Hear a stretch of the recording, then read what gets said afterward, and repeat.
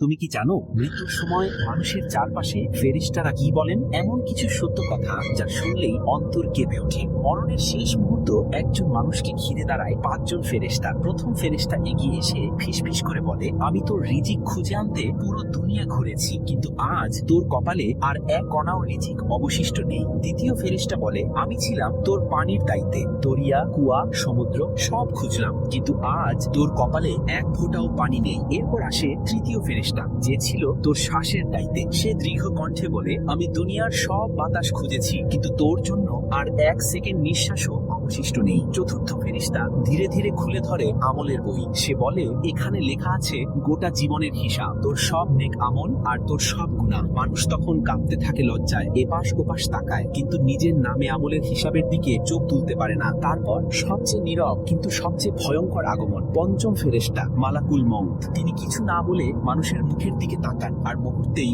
রূহ কবজ করে নেন।